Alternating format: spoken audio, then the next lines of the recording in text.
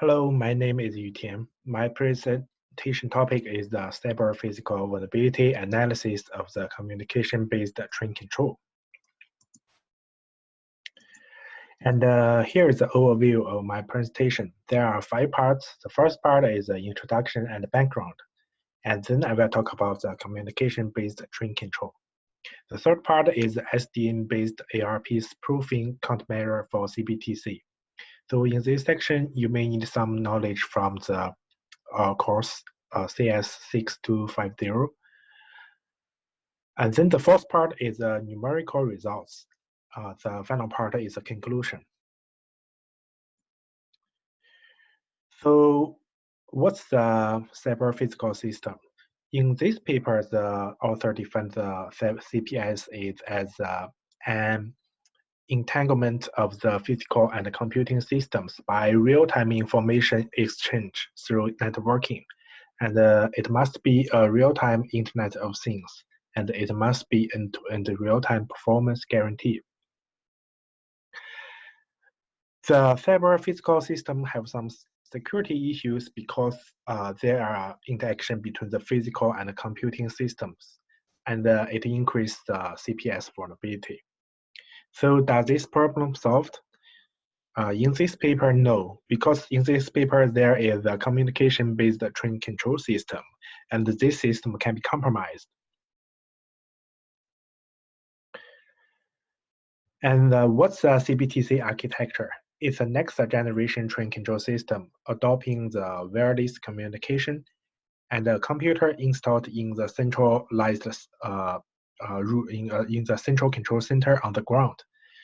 It continuously checks the position and velocity of each train. Also, there is a computer in the train. It uses wireless communication for data transmission between the ground facility and the train by optimally controlling the speed according to the situation of the train. The advantage of the CBTC is like below shown. It can accurately keep the real-time position of the train moving, and it also can keep the intervals between the trains to a minimum and to improve the transport efficiency of the operation. So this figure shows the communication-based train control architecture. In this figure, you can see there is an automatic train supervision. It can monitor the operation of trains and specifies the routes of the train. Sends the command message for safe train operation to the WATP. And the WATP can determine the maximum velocity and the movement authority of the train and creates the most restrictive speed profile, the MRSP, using information of the train and the infrastructures. The WATP can also notify the train MA and the MRSP. Then the OATP can receive the operation data from the WATP transmits. It can generate the dynamic speed profile to the destination point, transmits the details of the train states of motion to the WATP. And then the OATO can compare the speed of the train with the DSP generated by the OATP and performs the train operation. So because the CBTP use the wireless network, so there is a large attack surface, then the air gap attack may occur. From the above slides, we know the WATP can calculate the MRSP and then transmit it to the OATP. So here the equation shows how to calculate the MRSP.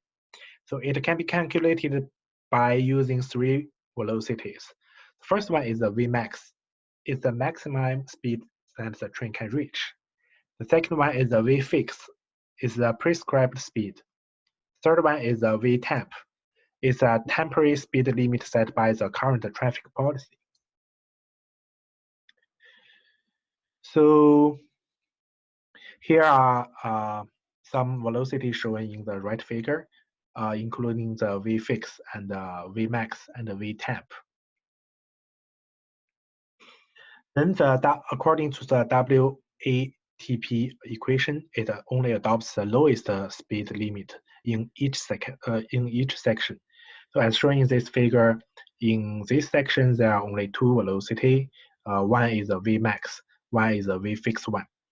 Because the Vfix one is the lowest velocity, so this velocity will be chosen as the MRSP velocity.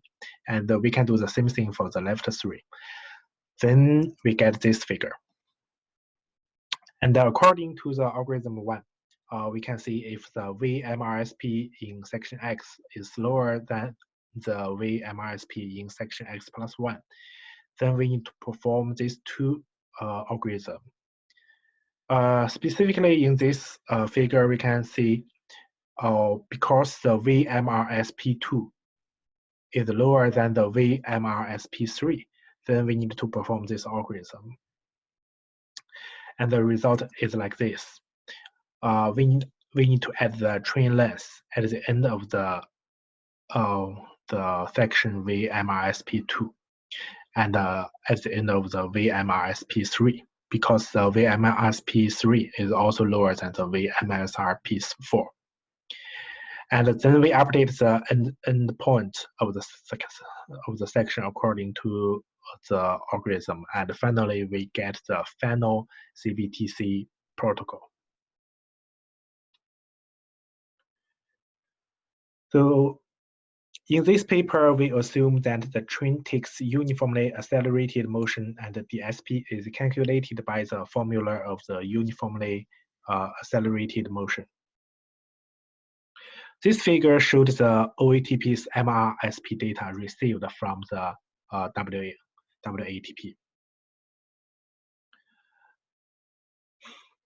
So in this figure, the DSP of the time interval from T0 to T3 is calculated from the section between the position 0 and position 1. Then the final DSP for all MRSP given in this figure is pretty intuitive. So like I said before, because the CBTC uses wireless networks, so it has there are some attacks may occur for the wireless network, including disturbing the transmission of data between a train and the WATP physically. And it can also exhaust the network resources for delaying the communication. For example, the DOS attack.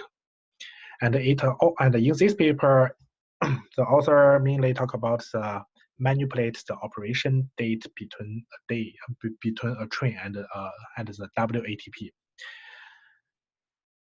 So it's very dangerous because it can cause the train collision. This paper focuses on the man-in-the-middle attack based on address resolution protocol spoofing in the data link layer, which is the layer 2, the MAC address. So in order for two hosts to communicate on the network, they need to know both the MAC address and the IP address of the other. The hosts use the ARP to map the IP address and MAC address of each other in this figure. You can see the host one want to send message to a destination, and then it has the IP address of that destination and send it to and broadcast to all hosts. And when the host with IP 10003 receives the message, it will transmit its MAC back to the host one. So this is the layer 2 communication.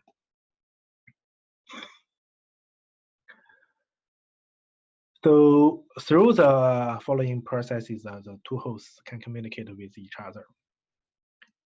And when the ARP messages are exchanged, there is no authentication process because ARP is designed without consideration of the security. If the host receives the ARP reply message, the host registers the registration of the ARP reply message to the ARP cache regardless of the request. Although the MAC address in the attacker's message and the MAC address already registered in the ARP cache are different for the same IP, the host overwrites the information of the attacker's ARP reply message to the ARP cache. So this vulnerability is called the stateless nature of the ARP. From the figure, we can see the attacker plays the role of the man in the middle. It can overwrite the original MRSP data. Also in this figure, it can also overwrite the original DSP data. Then in this figure shows the countermeasure structure against the ARP spoofing and how the network structure works. There is a subsystems is physically connected to the SDN switch. However, the link between the SDN switch and the subsystems is logically disconnected by the SDN controller. When the attacker scans the victims, the subsystem is undetected because of the logical disconnection. Thus, the subsystems can remain undetected under the man-in-the-middle attack. So the countermeasure architecture operates in the following steps. The first one is the attacker sends the unsolicited ARP reply messages to WATP and OATP. Then the SDN switch inspects the ARP reply messages from the attacker and determines the ARP spoofing by algorithm 2, shown in the next slides. After detecting the attack, the SDN switch notifies the SDN controller of the attack. Then the SDN controller commands the SDN switch to connect the link between the isolated subsystem and the SDN switch. Then the SDN switch connects the link and the subsystem sends an emergency stop message to OATP. Finally, the train stops as soon as the emergency stop message is received. This is the algorithm. This is the algorithm to detect the ARP spoofing detection. So first, the ARP type will be detected, and then the ARP source IP and the source MAC both of them will be added into the list. Then, if the ARP source IP is in the list, but the ARP source MAC is not in the list, then we can know the ARP spoofing attack because this because the attacker are trying to overwrite the ARP source MAC.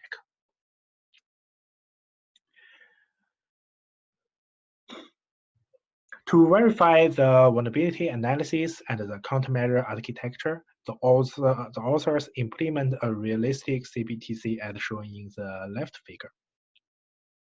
The testbed consists of all the core parts of the CBTC systems, which are ATS, WATP, OATO, OATP, track information, and a network. The WATP and the OATP transmit train data and track information data through the network. The train dynamics are simulated on a desktop using a simulator which receives motor and brake commands from the OATO and returns the signals from the encoders. And as shown in the right figure, the network is constructed by 4 bridges using the Raspberry Pi 3. Since the CBTC network is a mixed environment of the wired and wireless networks, they consider that one of the bridges in the network operates as a Wi-Fi AP. The attacker device consists of a Raspberry Pi 3 and intercap software, which is a suite of software tools for the man-in-the-middle attack. To evaluate the SDN-based countermeasure for ARP spoofing, the author built a network as shown in this figure. The Raspberry Pi 3 with the open switch software functions as the SDN switch interacting with the SDN controller. And the ONOS SDN controller manages 4 SDN switches. Additional software which continually inspects the ARP messages and detects the ARP spoofing is installed on the SDN switch S1 connected to the WATP. Since one of the ARP spoofing targets is WATP, a malicious ARP reply message is delivered to WATP through S1, and is sufficient to monitor the ARP messages on S1. There are two steps for attacking the CBTC from the viewpoint of the attacker. The first step is to specify the IP of the WATP and the trains. The author considers the following steps. First one is that there are two trains on the railway line, and the preceding train is in a stationary position for some reasons. The following train is stopped at the previous station and ready for the departure. The train's operation unmannered and rely on communication with WATP, and the maximum velocity of trains is 80 kilometers per hour. The attacker is already connected to the AP and knows the protocol for communication between WATP and the OATP. The attacker can scan the hosts. However, the attacker can't specify the preceding train and the following train. The attacker specifies two victims, WATP and the following train, before the MITM attack. If the attacker sets all hosts on the networks as victims, ARP spoofing is easily detected due to the excessive traffic changes. So to distinguish between the preceding train and the following train, the attacker consistently inspects the position data in the sensing data of the trains by the following algorithms. The algorithm 3 is used to identification of the WATP as the target train. The second step for attacking the CBTC is to generate the MITM attack using the ARP spoofing. To implement the ARP spoofing on the network, they use the intercamp tool. Through the man-in-the-middle attack, they can manipulate the MA of the following train, and then the following train runs over the original MA to the preceding train and occurs a collision with the preceding train. So in order to check whether the train collision can actually happen due to the man-in-the-middle attack, this figure shows the experiment result. The target train is under the normal operation. It follows the MA and MRSP information received from the WATP and travels to the end of the green separation here.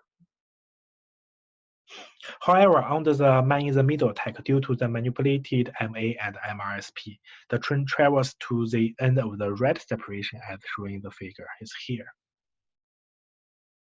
Then the target train can't recognize the preceding train and crashes into the preceding train. The right figure shows the movement of the target train when it's under MITM attack and normal operation. From the experiment, we can confirm that the manipulation of the control messages through the man-in-the-middle attack can cause train collision in CBTC, which is the most dangerous case.